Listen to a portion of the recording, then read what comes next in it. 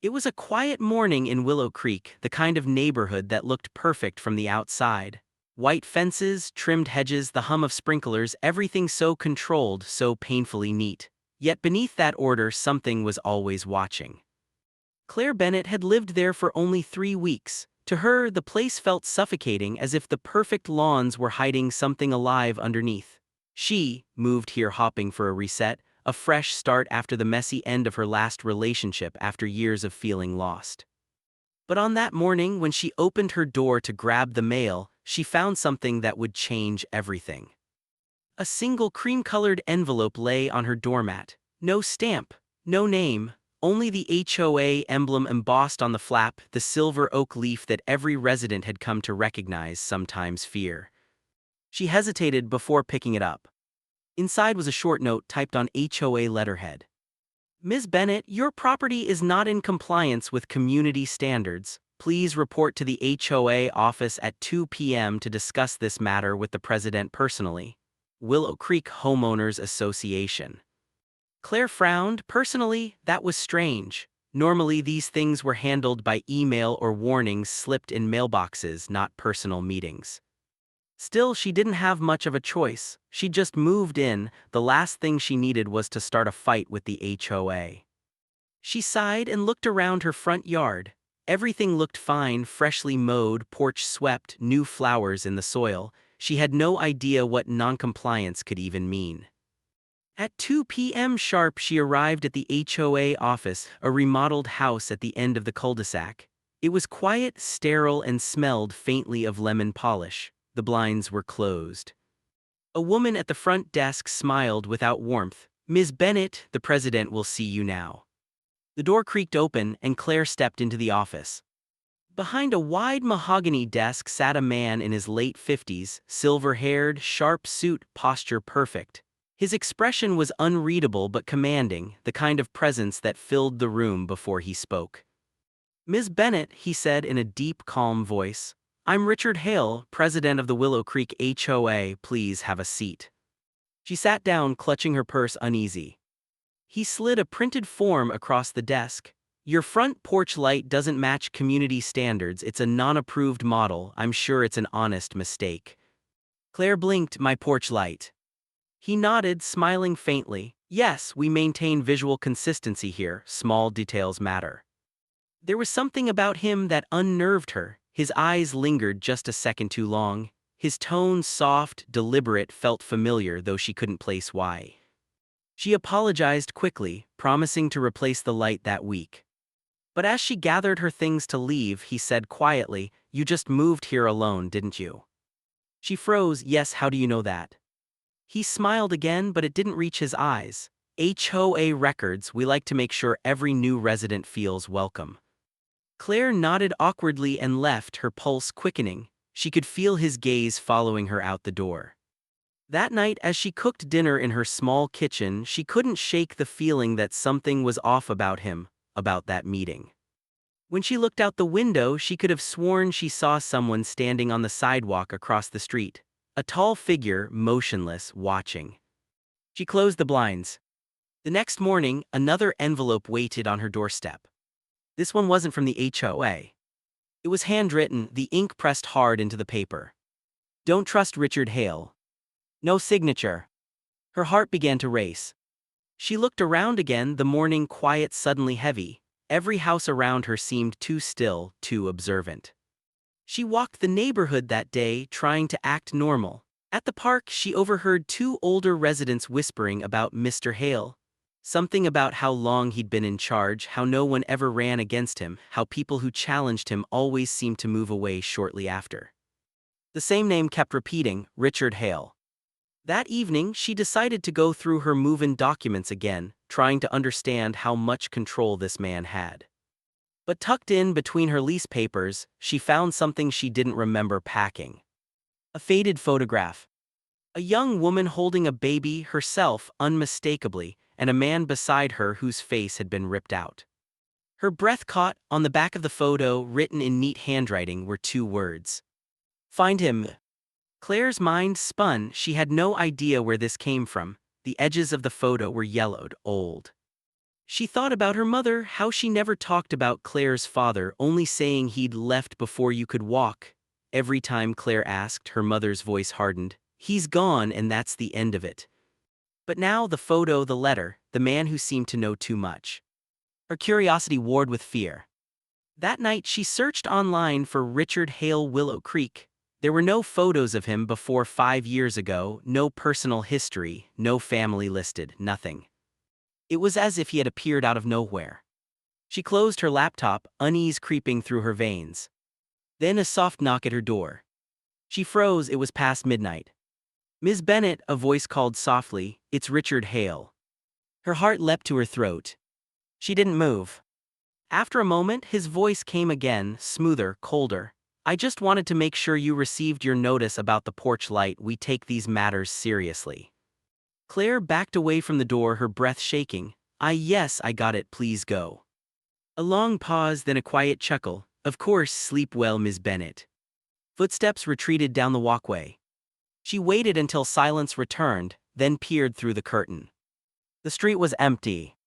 But a shadow moved just at the edge of the streetlight before disappearing behind the HOA office across the road. The next day, Claire went to the town record's office downtown. She needed to know who this man really was. When she asked for any information on Richard Hale, the clerk frowned.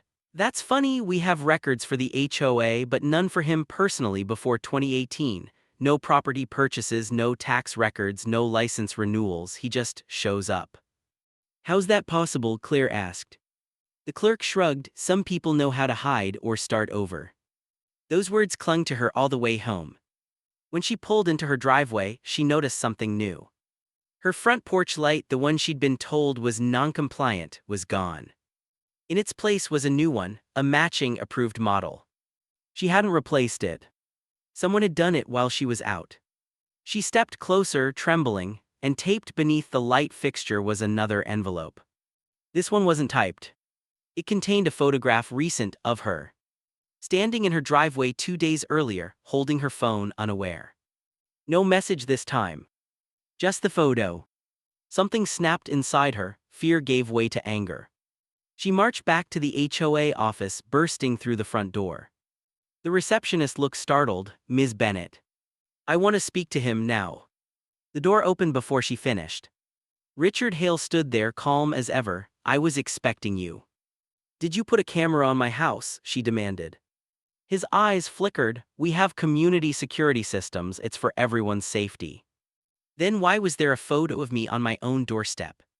He stepped closer, voice low. "You seem very emotional, Ms. Bennett. Maybe you're under stress, I think." "Don't gaslight me," she snapped. "I know what I saw." His jaw tightened, and for the first time something human, something vulnerable flashed in his expression. He said softly, almost to himself, "You look just like her." Claire froze. "What?" He blinked, realizing he'd spoken aloud. "Nothing, I'm afraid I can't discuss this further." She stormed out, shaking. That night she called her mother for the first time in months. "Mom," she said, voice trembling, "did you ever live in Willow Creek?" There was silence on the line. "Mom." A slow breath. "Why are you asking that?" "Because there's a man here, Richard Hale. He looks at me like he knows me."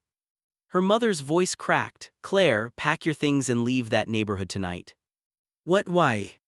"Because that man," her mother's voice broke into a whisper, "that man is not who he says he is." The line went dead. Claire stood in the kitchen, her phone trembling in her hand. The refrigerator hummed softly, the silence pressed against her. Then she noticed the porch light flicker once, twice. And from outside, just beyond the blinds, she saw the faint glow of a cigarette burning in the dark. Someone was standing in her yard, watching. She turned off the lights and crouched by the window, her heart hammering. The figure stood still for several minutes before walking slowly away, disappearing into the shadows between houses. When she finally gathered the courage to open the door, the cigarette butt was still smoking on the walkway. Next to it was another envelope. Her name written on it. Inside was a single sheet of paper. This time no warning, no HOA letterhead. Just one line written by hand. "Claire, we need to talk, Dad." Her breath caught. The world tilted. She stood frozen on her porch, the letter trembling in her hand, the weight of that single word, Dad, crushing everything she thought she knew. In the distance, the faint hum of sprinklers began again, steady, endless, indifferent. But Claire knew nothing in Willow Creek was ordinary anymore. She looked toward the HOA office across the street, its windows dark and still. And for the first time in years, she whispered into the night, her voice breaking. "Who are you?" Claire didn't sleep that night. She sat in her living room with the letter spread out on the coffee table, the words staring back at her like a confession from a ghost. "Claire, we need to talk, Dad." Every instinct told her to burn it, to forget it existed. But something inside her wouldn't let go, a buried ache, the one that always surfaced whenever she saw fathers and daughters at the grocery store or when she passed old family photos in other people's homes.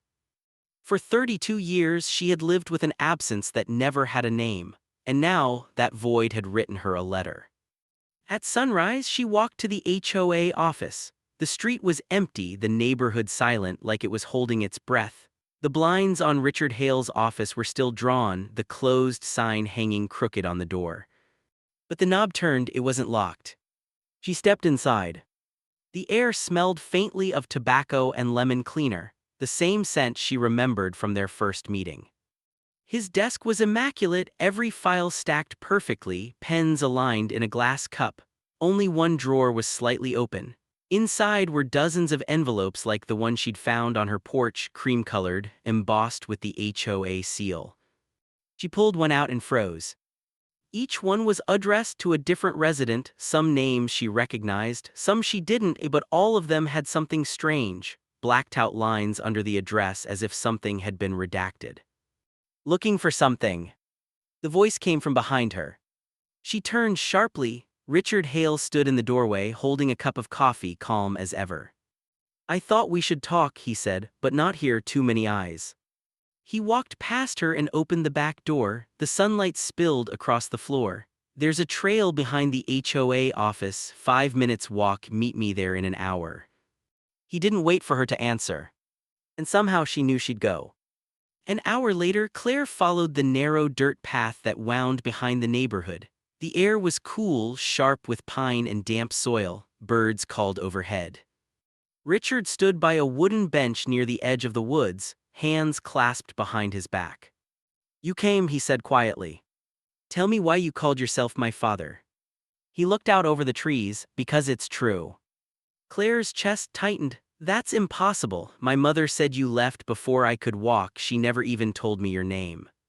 He turned to face her, his eyes shadowed. "And yet here you are, standing in the very neighborhood I built with my own hands." She shook her head. "No, you're lying. This is some twisted HOA intimidation tactic." "I'm not lying, Claire." The way he said her name, soft, certain, stopped her. There was a faint tremor in his voice, the kind that only came from pain buried too long. He reached into his coat pocket and pulled out a folded photograph. "This was taken before you were born." She hesitated before taking it. The photo showed a young couple standing outside a small brick house. The woman was unmistakably her mother, smiling in a floral dress. Beside her stood a man, Richard, much younger, his arm around her shoulder. In his other hand, he held a wooden sign that read Willow Creek Future Site. Claire's breath hitched. "I started this neighborhood," he said. "Every road, every tree, it was supposed to be our dream, but your mother, she couldn't handle what it took to build something from nothing. She told me you abandoned us." His eyes flickered with pain. "She left me, took you while I was away on business. I searched for years, but she changed her name, moved across states. And then one day I stopped looking, until your name appeared on a new homeowner record.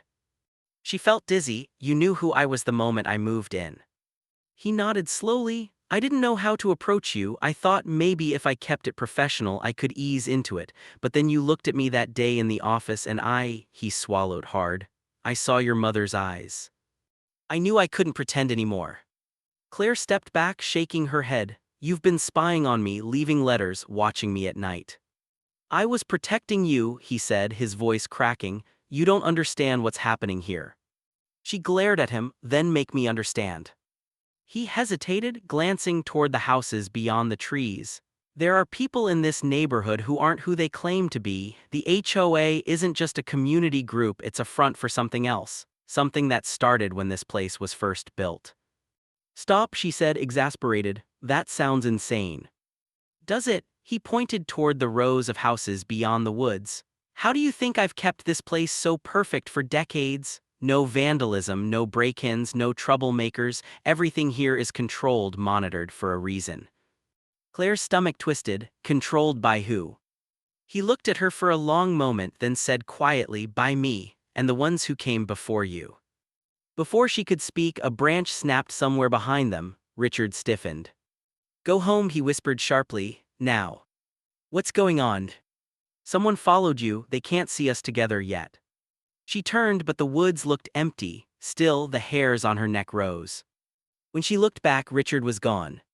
That night, Claire's mind wouldn't rest. Everything he said replayed in fragments: the photo, her mother's fear, the control he claimed to have. By midnight, she was back at her kitchen table, laptop open, digging deeper. She found old newspaper archives mentioning Willow Creek's founding 25 years ago. Richard Hale was credited as the developer, but there was a strange pattern. Every early investor listed had died or disappeared within 3 years of the neighborhood's opening. The last article from that time quoted Richard saying, "Perfection requires sacrifice." Her phone buzzed suddenly, a text from an unknown number. You shouldn't have met him, he's dangerous. Her blood ran cold. Who is this? She texted back. No reply. A moment later, the porch light flickered again. She stood, staring at it, the same fear crawling through her as before. Then, from outside, a car engine started, slow, deliberate, and headlights swept across her window before vanishing.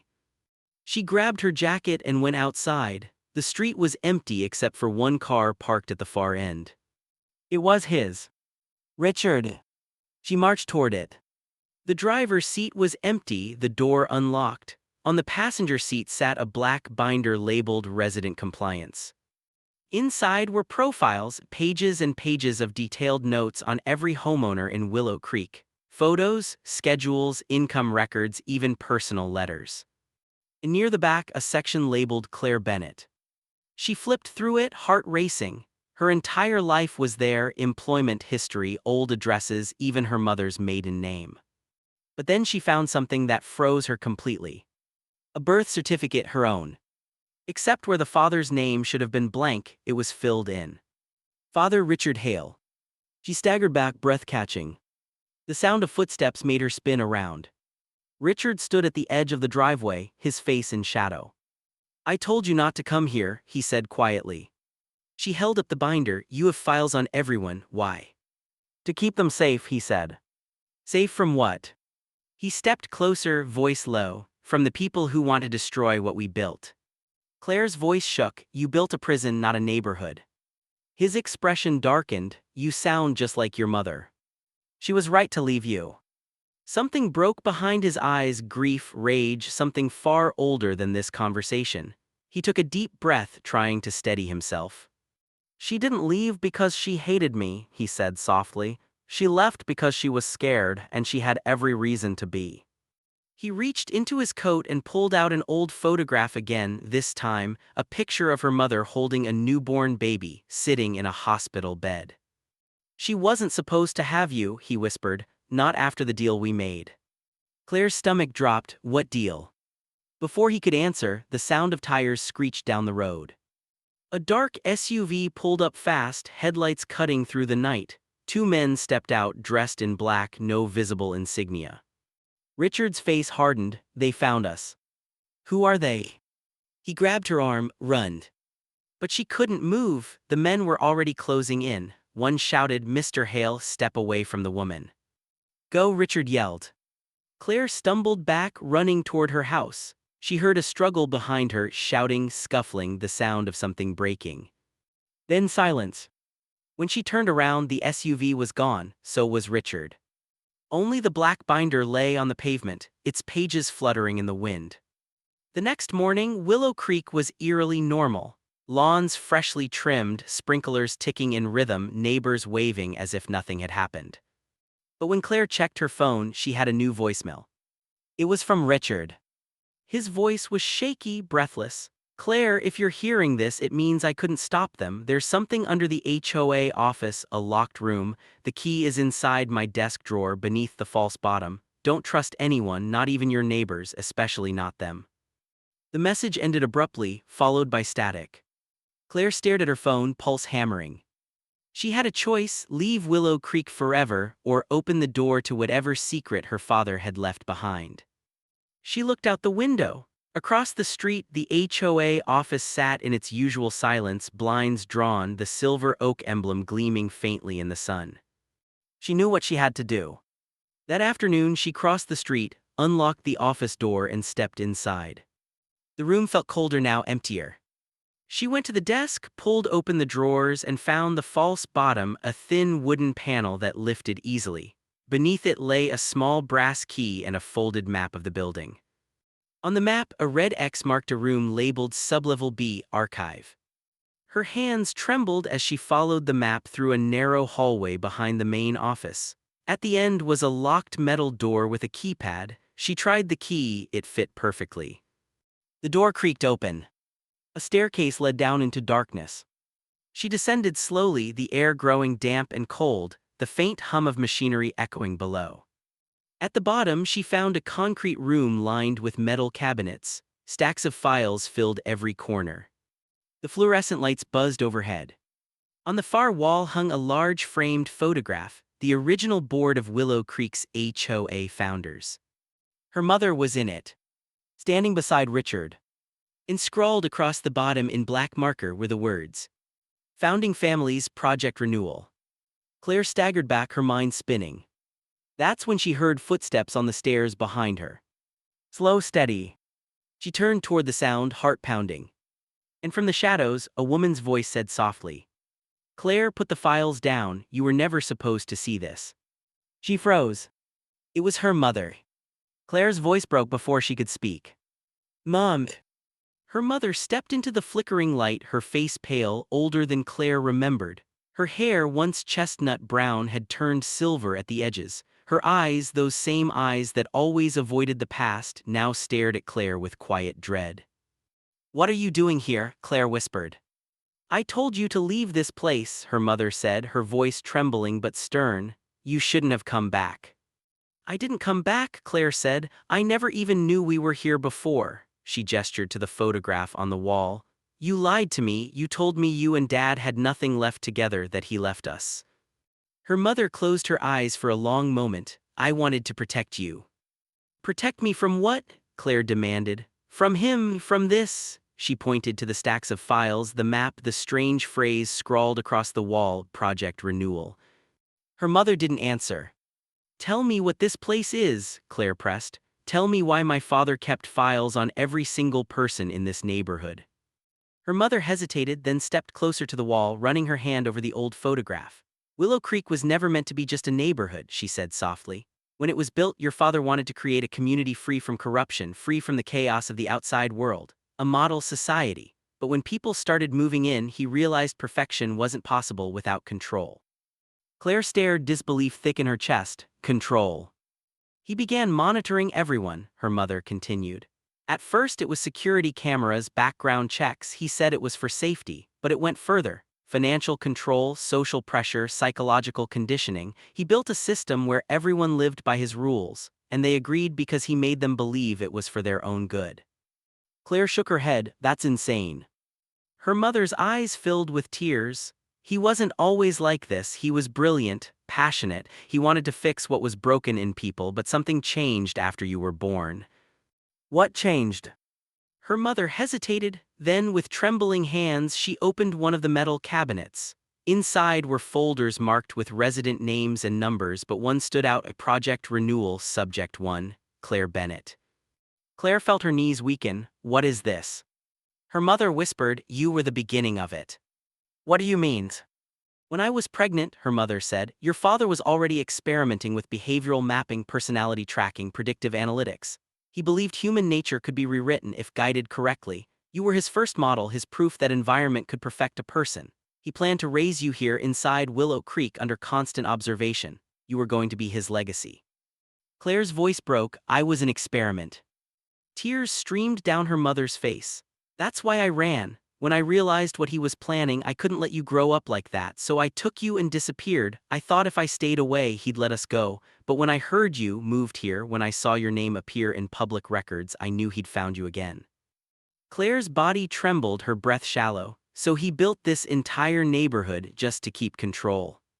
Her mother nodded. "The residents who stayed too long, they became part of his system. Some willingly, others not. And now that he's losing control, he's desperate to rebuild his version of perfection before it all collapses." Claire backed away, shaking her head. "That's not possible. He was just the HOA president." Her mother looked at her with sorrow. "He is the HOA, there's no board, no committee, just him and the people who follow him." The lights above them flickered once, twice. Then a loud bang echoed from the top of the stairs. Claire froze. Her mother grabbed her arm. "They know we're here, we have to go." "Who?" "The one still loyal to him." They ran up the stairs together, but as they reached the office, the front door burst open. 3 men in black uniforms stepped inside, their faces hidden behind dark caps. "Don't move," one shouted. Claire's mother pushed her toward the back hallway. "Run." Claire hesitated. "I'm not leaving you again." "Please, Claire," her mother's voice cracked. "You have to survive this time."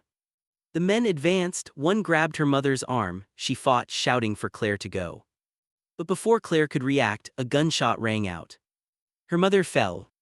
Claire screamed, diving to her side. Blood stained her blouse as her mother clutched Claire's hand, her eyes already fatting. "Find the basement vault," she whispered weakly. "Everything you need to end this is there." "Mom, no, stay with me." But it was too late. The men closed in, shouting, but Claire's grief turned to fire. She grabbed a metal letter opener from the desk and slashed wildly, breaking free just long enough to run through the side door. She sprinted into the night, heart pounding, tears blurring her vision. The sprinklers hissed across perfect lawns, and behind her, headlights tore through the darkness as the men gave chase. She ducked between houses, into backyards, over fences, running until her lungs burned. Finally, she reached her home, slammed the door shut and locked it. She collapsed against the wall, gasping for breath. The house was silent except for the ticking of the clock. She looked down at her hands, her mother's blood smeared across them, and whispered, "It ends tonight." Hours passed, the sun began to rise, golden light spilling through the blinds. Claire sat at her kitchen table, the brass key still clutched in her palm. She knew what her mother meant. The vault must be deeper in the sublevel. Whatever secrets her father had kept hidden there, it was the heart of everything. And she would find it. She left her house quietly, wearing dark clothes, keeping to the shadows. The neighborhood was waking up, joggers, mail trucks, neighbors watering lawns, all blissfully unaware of the horror beneath their streets. At the HOA office, the front door was still broken from the night before. She stepped over shattered glass and descended again into the basement. The smell of iron and earth was thicker now. The air hummed faintly, like something mechanical was still running deep below. She followed the corridor past the archive room until she reached a second metal door, thicker, bolted, and marked "Authorized Access Only." She used the brass key. The lock turned. Inside was a room that didn't belong in a neighborhood building at all. Banks of old computers lined the walls, their screens filled with scrolling data. On one monitor, she saw names, hundreds of them linked to behavioral graphs and coded annotations. Each name corresponded to a resident. And at the center of the room, a single chair faced a large monitor displaying her photograph. "Welcome home, Claire," a voice said behind her. She turned. Richard stood in the doorway, pale, exhausted, blood on his sleeve. "You killed her," Claire hissed. He shook his head, pain flickering across his face. "I tried to stop them, but it's too late now. They've taken control of my system." "You mean your cult?" He stepped forward slowly. "You don't understand. Willow Creek was supposed to be salvation, a place where no one would feel abandoned. I built this to protect you, to fix what the world broke." "You destroyed everything," she said through clenched teeth, "including us." He looked at her, eyes glistening. "I never meant for it to go this far." "Then why?" she demanded. "Why the lies, why the files, why the people disappearing?" "Because perfection is fragile," he said quietly. and people always ruin what's perfect. She stared at him, disgusted. You're not a father, you're a dictator. Something in his face cracked. I lost you once, Claire, I couldn't lose you again. You already did. For a long, heavy moment, neither spoke. Then she asked, what's Project Renewal? He hesitated. It's what comes next. When I die, they'll continue my work. Every resident's data will be used to build a new version of this neighborhood elsewhere. A perfect society rebuilt from the patterns I created here. Claire stepped toward the console, rage boiling through her. Not anymore. Before he could stop her, she slammed her hand on the keyboard, pulling the power lever down. The monitors flickered violently, alarms blaring. Richard lunged forward. Don't, you'll destroy everything. That's the point. The room plunged into red emergency light. Sparks flew from the servers. Richard grabbed her arm. Claire, please. She looked into his eyes, so full of regret, of broken ambition, and whispered, goodbye, Dad. She hit the master switch. The power surged, the screens exploded in a burst of static. The walls shook as systems overloaded. Richard fell to his knees, his voice breaking. You don't understand, this place is you. But the words faded beneath the rising sound of metal tearing and alarms wailing. Claire turned and ran, the basement trembling around her. Flames burst from the wiring. She climbed the stairs 2 at a time, bursting out into the morning light as the HOA office behind her erupted in smoke and fire. Neighbors came running, shouting, but Claire didn't look back. She kept walking barefoot, ash on her face, toward the end of the street. Behind her, Willow Creek burned. And for the first time in her life, she felt free. But as she reached the corner, her phone buzzed in her pocket. One new message. You can't erase perfection, Claire, you can only inherit it. R. She looked back toward the smoke-filled sky, her reflection glinting faintly in a neighbor's perfect window. And she realized the system might have burned, but something deeper had survived. The morning light broke through the blinds like a quiet intruder, spilling over Lily's face as she sat by the window, her eyes distant and hollow. The events of the last night replayed in endless loops, the truth, the confession, the fire that tore through the HOA office, and the image of Edward's hand slipping from hers. Outside, the neighborhood buzzed with murmurs and curiosity. The once proud Maplewood HOA building now stood as a scorched skeleton, cordoned off by yellow tape and crawling with investigators. The smell of burnt wood still lingered in the air. Lily hadn't slept. Her fingers trembled as she traced the envelope Edward had left behind, now half-charred, its edges crisped by smoke. On the front, his handwriting faded but strong, for my daughter.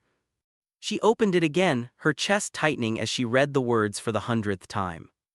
Lily, I never deserved to be your father, but if this letter finds you, then you know the truth, that I did not abandon you. I was forced to disappear to protect you from the people who destroyed your mother's life. I joined them to bring them down from within. If I failed, at least now you know I never stopped searching for you.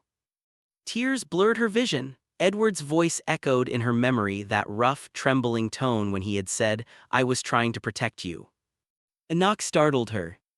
It was Detective Harris, the same officer who had interrogated her days ago. He looked exhausted, his suit creased, his expression gentler now.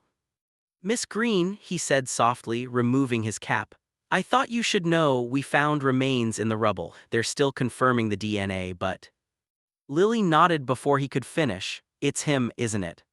Harris hesitated, then gave a slow, sad nod. We believe so, but there's something else. The fire, it wasn't an accident. Accelerants were found. Someone wanted him silenced. Her stomach dropped. Silenced by who? Harris glanced toward the neighborhood beyond the window, the same neat lawns, the same rows of smiling faces that now seemed like masks. We're still figuring that out, but there's a bigger web here than just one man trying to expose corruption. He slid a small bag across the table. Inside was Edward's burnt phone, recovered from the debris. Maybe you'll want to see if you can unlock it. It might help us both. Lily's throat tightened. I'll try. As he left, the house fell silent again. She stared at the phone. Its screen was cracked, but when she plugged it into her laptop, a faint light flickered to life. The password prompt appeared. She stared at it, unsure where to begin, then typed her own name. The phone unlocked. Her breath caught. There were folders, hundreds of them, HOA financial records, secret transactions, meeting notes labeled with names she didn't recognize, and at the center of it all a folder titled Project Haven. When she opened it, her blood ran cold. Scanned documents showed forged deeds, blackmail letters, even police reports rewritten to silence whistleblowers. And among the emails, one from someone named Marjorie Hale, HOA vice president. Edward, you've had your chance to stay quiet. If you go public, we'll make sure no one ever finds your daughter again. Lily's breath trembled. Marjorie, she'd seen that name before on the HOA board roster, listed as one of the longest-serving members. A friendly, elderly woman who had dropped off cookies at her door just last week. A rage she didn't recognize began to rise inside her. She grabbed her keys and stormed out the door. Marjorie's house sat at the corner of Maple and Sycamore, a perfectly trimmed yard with white roses in bloom, the kind of place that seemed incapable of hiding rot. Lily didn't bother knocking gently. The door flew open, startling Marjorie, who blinked, her expression caught between surprise and guilt. "Lily dear, you look upset. What on earth?" Lily threw the printed email onto the table. "You threatened my father." Marjorie froze. The mask slipped. Her voice dropped the warm tone. "So you found it."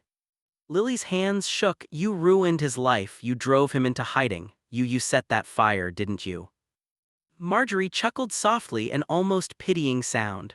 "My dear, your father was going to expose everyone, the board, the developers, even the local police chief. Do you have any idea how much was at stake?" Lily stepped forward, her eyes burning. "You killed him." "I protected this community," Marjorie said sharply. "He was weak, obsessed with his guilt over you. We couldn't risk him destroying everything we built." Lily's voice broke. "He was trying to protect me." Marjorie tilted her head, smiling faintly, "And look where that got him." The air between them was electric. Lily could hear her heartbeat in her ears. "You're going to pay for this." Marjorie sighed, almost amused. "You have no proof that will stand. He's gone, the records are ashes, and you're just a grieving woman with a wild story. Who do you think they'll believe?" But Lily wasn't listening anymore. Her fingers were already on her phone, pressing record, every word, every admission. She slipped it into her pocket and whispered, "They'll believe him." Hours later, as dusk painted the neighborhood in shades of orange and gray, the sound of sirens echoed again. Police cars lined Marjorie Street, lights flashing like ghosts in the twilight. Lily stood on the sidewalk, her arms crossed, watching as Marjorie Hale was led away in handcuffs. Detective Harris approached, his face grim but relieved. "The recording you gave us, it's enough. You did good, Lily." She nodded faintly. "He did good, I just finished what he started." Harris studied her for a moment. "You know, he would have been proud of you." Her lips quivered, but she forced a small smile. "Maybe, I hope he knows." Days passed. The neighborhood began to heal, though its picture-perfect image was forever cracked. The HOA was dissolved, replaced by a new independent committee. Edward's name was cleared. Lily stood before the rebuilt memorial near the HOA office, a small plaque engraved with his name. "Edward Green, neighbor, father, whistleblower, hero." She placed a single white rose at the base, her eyes glistening. "You can rest now," she whispered.